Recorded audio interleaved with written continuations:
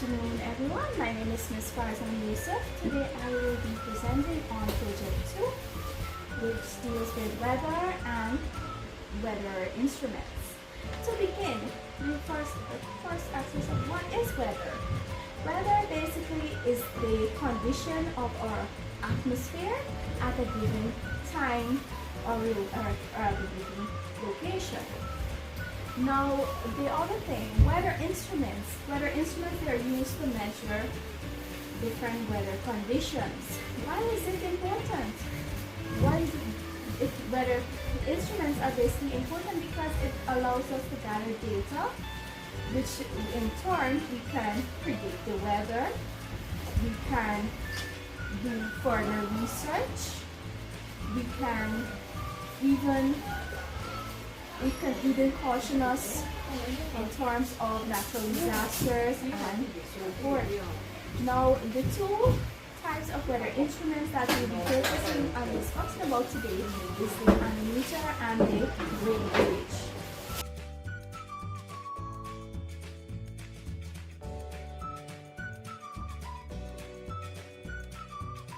Okay, I would first like to begin to assemble a model of a rain gauge. So what we have there, we have a bottle, and what you will need is your scissors or a sharp knife, and you're going to cut around the top of that bottle.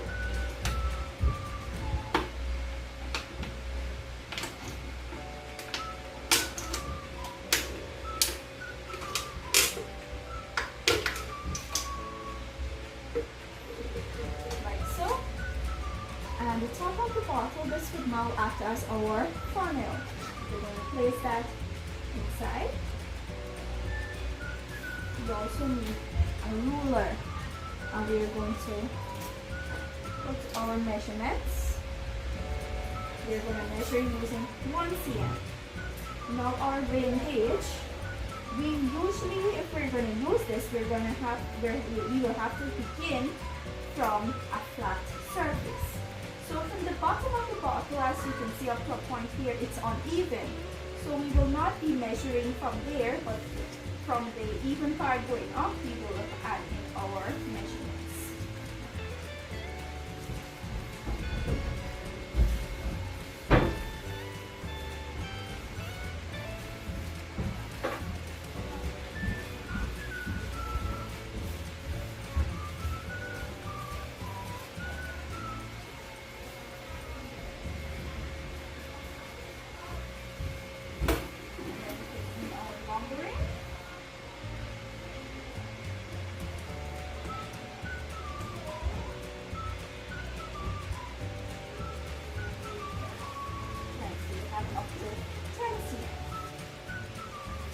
So just as a demonstration to use this, before we place it outside, I would advise that you fill it with water until it reaches the even part.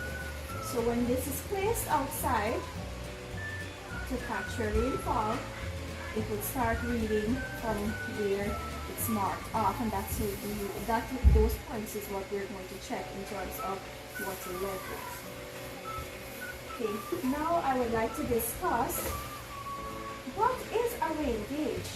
Basically, the rain gauge is used to measure the amount of rainfall for a particular place within a certain area of space. So some common uses of the rain gauge includes that the rain gauge is used to measure and understand how much rainfall there is, and also it aids in weather forecasting. Also, using the rain gauge will also caution us in future flooding, the possibilities of flooding. It also helps scientists with information that they can study climate change and its effects on our environment.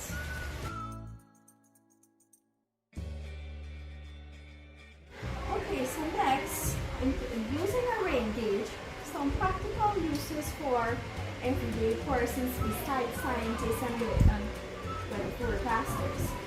The use of a rain gauge can be beneficial for farmers because they would be able to determine the amount of rainfall and decide if the irrigation is needed, if they need to water their crops, or if the rainfall provides enough, or if due to lack of rainfall they need to provide more water.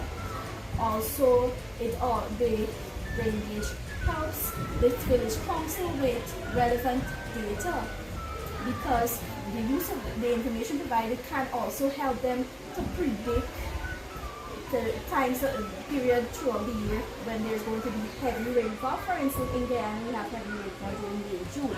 So village councils would use that information gathered to anticipate heavy rainfalls and provide irrigation to avoid having flooding of residents or flooding in the area. Moreover, the use of rain gauge can also help us to anticipate how much water needs to be stored in our reservoirs, because in Guyana we also experience drought for a period of time. So this also helps us to gauge how much water we need to store to cater for those period of time.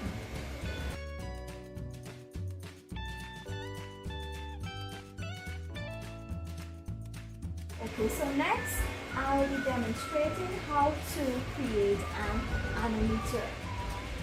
First, we need 5 cups and we need something sharp to make holes in the cup as well. So first we're going to begin with the first cup. We're going to make a hole at the bottom, directly in the middle, and then subsequently we're going to make holes on the cup at opposite sides, both sides in 4 directions. Make sure it's equal.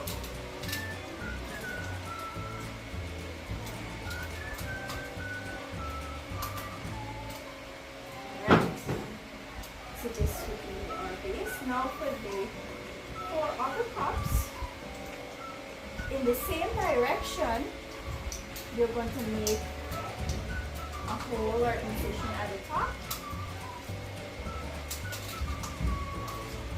So it shouldn't be too far apart.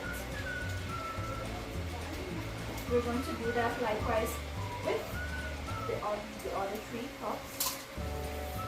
Make sure it's in the same direction.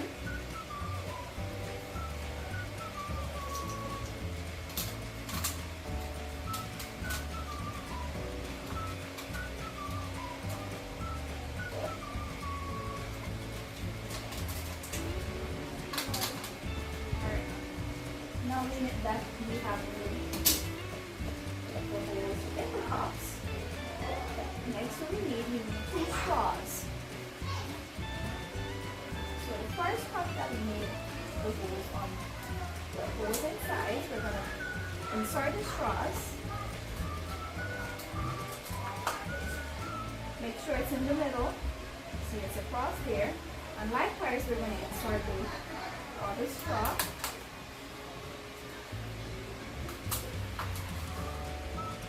Make sure it's looking something like this.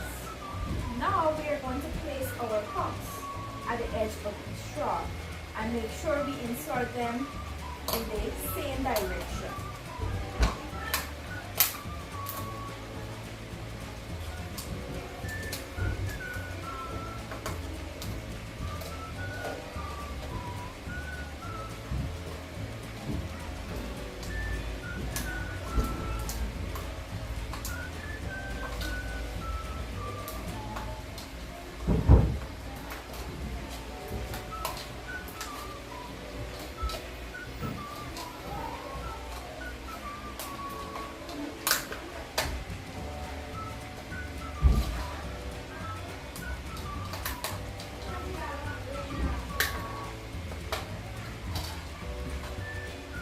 When you're finished, it should be looking like this.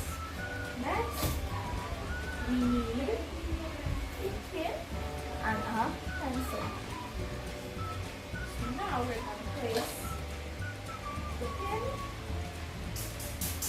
to attach both straws at the middle, and we're going to insert the pencil at the bottom, and we're going to put the pin into the eraser of the pencil.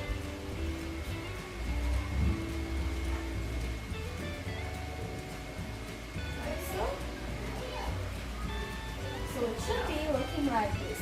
Now to verify that in fact this works, I'm going to demonstrate by using hand.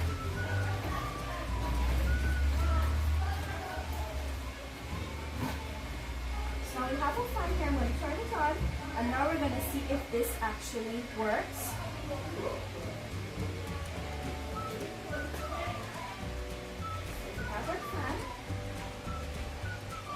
And as you can see, it's moving.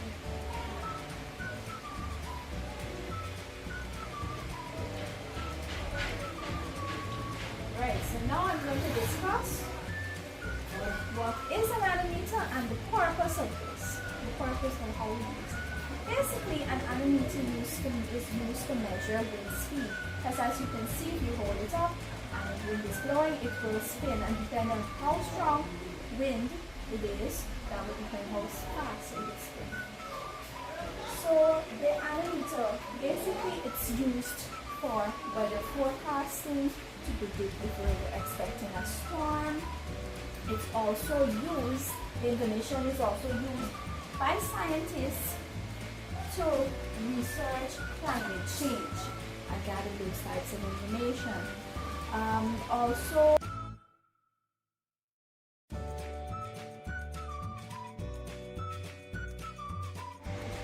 next I will be discussing what are some practical uses of an anemometer.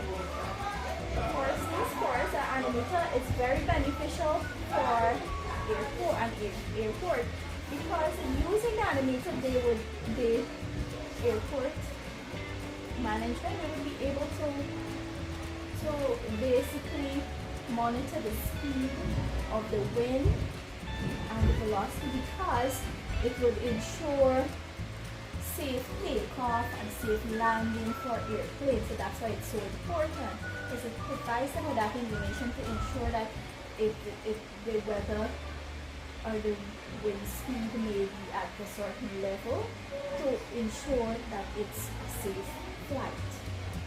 Next, we also have firefighters also utilize an anemometer, because the anemometer evaluates the speed and direction of the air when they're planning to implement control tactics. Because as you know, fire, when you have heavy winds, the fire would be more ablaze.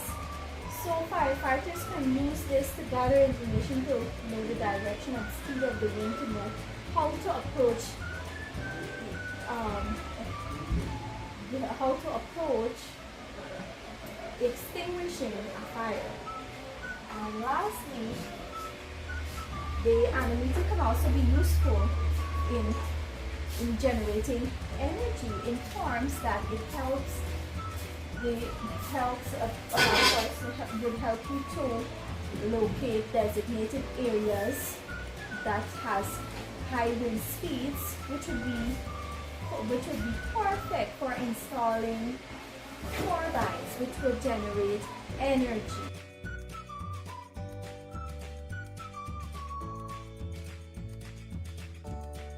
Okay, so next I would like to discuss that as a teacher, how I will be able to incorporate the use of these models that I've created into my lesson dealing with the topic weather and climate.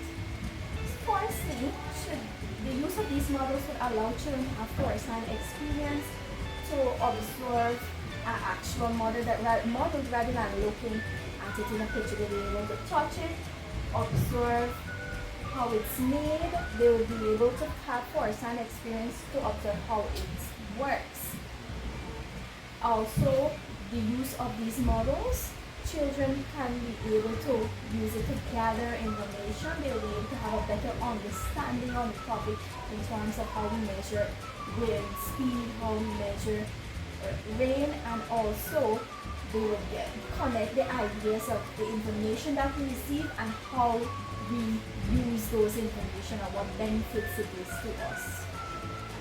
Also, the use of these models would also foster further learning in children because we can include fun activities, have them role play as weather forecasters, meteorologists.